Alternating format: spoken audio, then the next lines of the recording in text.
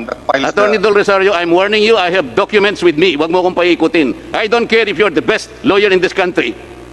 Pero sa ngayon, sagutin mo lang ang tinatanong ko sa iyo. Because in 2019, nung hindi na ikaw ang senior vice president, ito ang lumitaw. Only 3 cases were filed versus St. Catherine Hospital. Totoo hindi. I don't have the data. As I've told you, Mr. President, the one filing the cases... What do you know? Palaging paikot-ikot eh. Ikaw ang binigyan ng SPA. Do you want me to show the document that you were given an SPA by then interim President and CEO de la Serna to file appropriate criminal, civil, and administrative cases, for example, against several culprits? This is dated November 2, 2017. Hindi mo aaminin dito? Mr. President, Mr. Chair, that particular... I am asking you, do you know about this SPA? I've known that SPA only of late, Mr. President, Mr. Chairman. I have not seen that that particular document was forwarded directly to I am asking you if you know this, because this is an SPA issued to you by interim President CEO de la Serna, dated November 2, 2017. I have the documents with me. Yes, sir. I've already seen that document. But I cannot remember seeing that document in 2017, Your Honor, Mr. Chair. There was even an endorsement dated 13 September 2017 for the filing of criminal and administrative case against a certain Dr. Martin Corpus. You know this document, don't you? I've seen that document. Do you know this document? I'm not asking you whether or not you saw the document. Yes, Your Honor. Paikot-ikot ka. Ito, Mr. Chair, ang problema sa taong ito eh. Despite all this, SPA endorsement, 220 cases endorsed to your office since you were acting Regional Vice President of Region 1. Wala kang ginawang pinail na kaso kahit isa. For example, it was also disclosed, nung mawala ka na sa Region 1, 11 cases are missing. 10 cases versus Elguira General Hospital. 1 case against Dr. Macario Macaraeg. You deny this? I'm not aware of that, Mr. Oh, yan ka na naman. You remember, I have all the documents. I don't care if you remember or you don't remember. That's your problem. Meron kang memorandum number 2018-14. You directed each and every provincial regional office to file at least 1 complaint per quarter. Itong memong ito'y ginawa mo, Attorney Del Rosario, after certain operational audits, fact-finding investigations, nakalagay sa memo mo that there are certain facilities and professionals that are acting against the interest of the PhilHealth Fund. Kaya ang ginawa mo, gumawa ka ng memorandum, you ask all the regional offices to determine and ascertain those people, those culprits, identify all them. Parang ang ganda, no? To protect the interest of the PhilHealth Fund. What is the reason why you gave them a quota of only 1 criminal case per 1 quarter? What is the logic for making or putting a quota or any limitation? Sir, that quota is the minimum.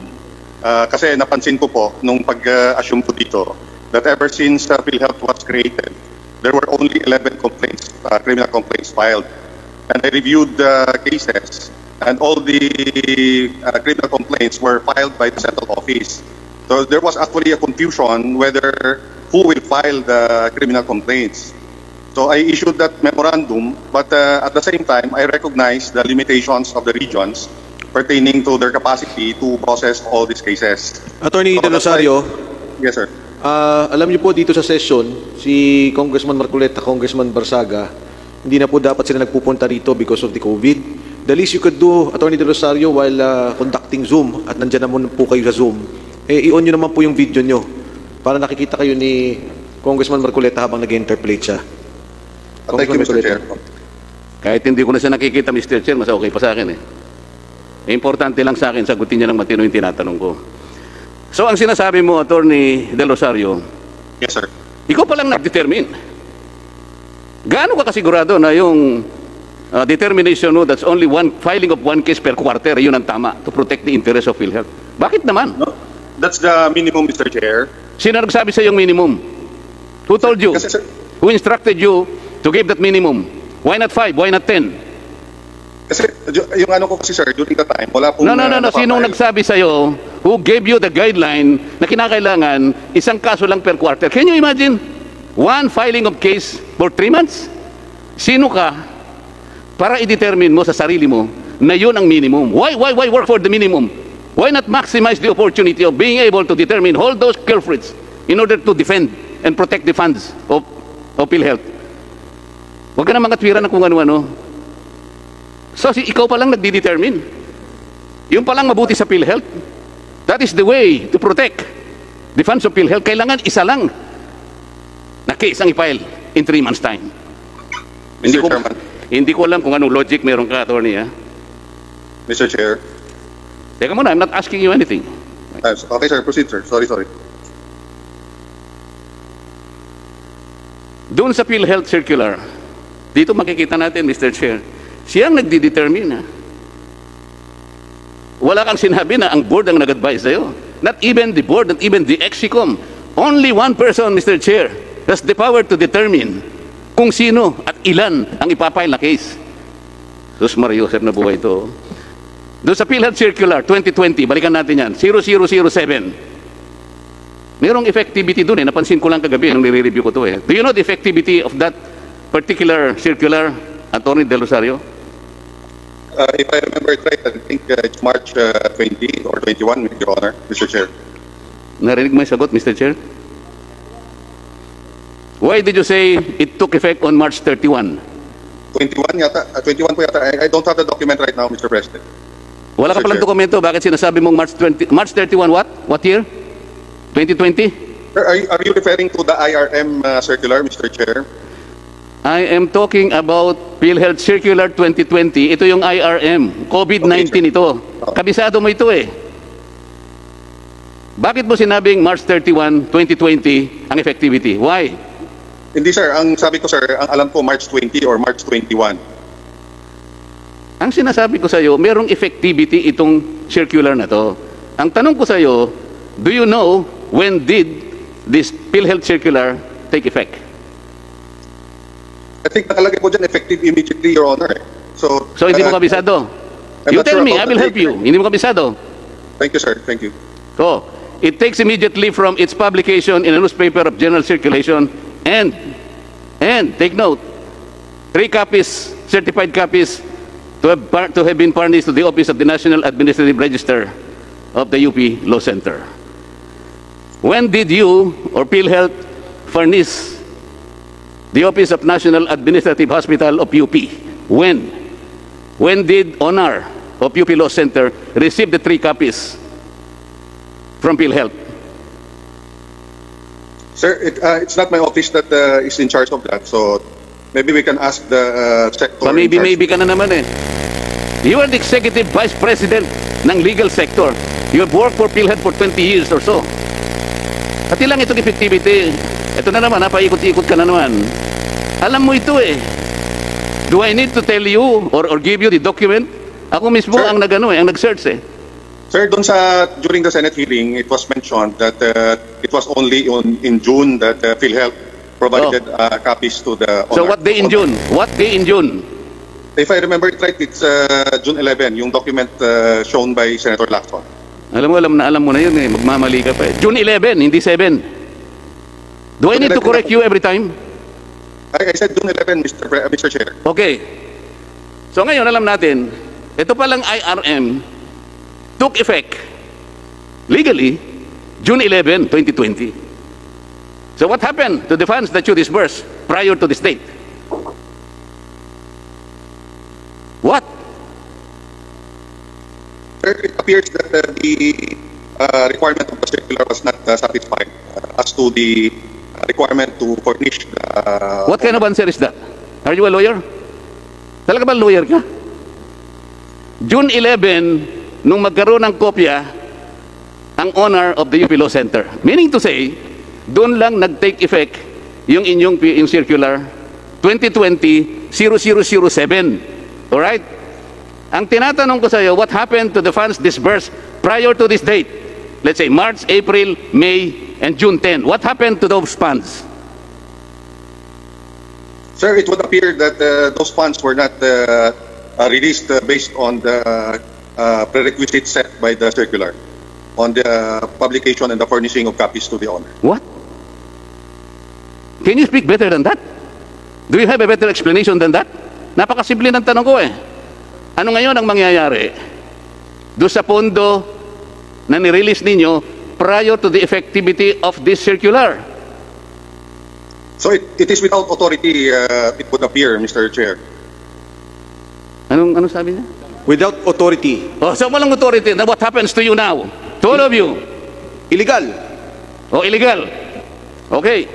Mabuti yan nagsasabi ka na ng totoo ngayon. Ako yun. Ako nagsabi nun, Honorable Marcoleta. Ikaw ba? Oh, pasagutin natin sila. Do you agree to the statement of the chairman? Illegal. Oh, hindi na makasagot. Are you asking me? Yes, Mr. I agree with Oh, the illegal, chairman. di ba? Illegal na. It did not comply. Tinatanong lang kita, illegal na, di ba? Simple. Attorney Del Rosario, simple lang po sagot. Illegal po ba? Hindi. Yes, I agree, Mr. Chair. Ano sagot, Mr. Chair? Sabi niya, yes, I admit, I am pretty certain. Is that correct? I agree with the chairman that it's illegal. Oh. Was that properly recorded, Mr. Chair? Yes, Honorable Marcoleta, it was on record. Thank you. Attorney Del Rosario, bilang isang napakahusay na abogado, ikaw ba naniniwala na ang COVID-19, alam mo siguro yung COVID-19, hindi ba? Alam mo ba yung COVID-19, Attorney Del Rosario? Yes, Mr. Chair. Okay. Kailangan makasiguro tayo, Mr. Chair. Masyadong madulas ito eh. Is COVID-19 can be considered a fortuitous event within the meaning and objectives of PhilHealth Circular Number 2020-007. Huwag kang sasagot ng hindi mo naintindihan. Within the meaning and objectives of PhilHealth Circular 2020-007, can COVID-19 be considered a fortuitous event? I think my opinion on the matter, Mr. Chair, is that the fortuitous event is the pandemic caused by the COVID-19 infections, Mr. Chair. Attorney Del Rosario, kung alam mo nasa courtroom lang tayo, ako ang judge, baka pinalabas na kita. Tinatanong lamang kita eh, kung within the meaning and objectives of your own circular, kung makukonsider mo bilang isang mahusay na abogado na fortuitous event ito, you can refer to your circular kung gusto mo. Kabisado mo ito kaysa sa akin. Ako ngayon ko lang nabasa ito eh. Paano ka namang hindi masusuya sa ganitong klaseng mga sagot na? Naniniwala ka ba na ito makaklasify na fortuitous event? Yes, sir. I think that's the intention of the O yun. corporation. Yun ang paniwala mo, di ba? So, nakalimutan mo, second paragraph nung rational nung PhilHealth Circular, sinasabi ang ganito: act of God, like floods, typhoons, di ba? Wars, gera, to effect displacement of communities in several endangered areas. So dito makikita, yung fortuitous event has the capacity to displace a community. Merong physical ano ito eh, merong physical attribute ito, displacement of communities. Under objectives, nakalagay, to provide aid to healthcare institutions in rebuilding their critically damaged healthcare systems. Physical ang pinag-uusapan dito eh. Pagkatapos, hiningam ka pa ng description or photo of the effects of fortuitous event. Nakikita mo ba yung COVID-19? Attorney Del Rosario? Do you see the enemy? No, sir. Only the effect. Parang may kinakailangan ng photo rito eh. Paano mo lilitratuhan si COVID-19? Hindi mo nga nakikita eh. Pagkatapos, nandun pa, explicitly mention if majority of the claims under the HCI's custody were totally destroyed. Anong ibig sabihin? These are collection of words and phrases that denote that something was damaged, physically damaged. Kaya nga kailangan yung IRM eh. Kaya kanina tinatanong kita kung klasifikado nga na fortuitous event. Yes sir lang na yes sir, pero hindi mo naintindihan ang sarili mong circular.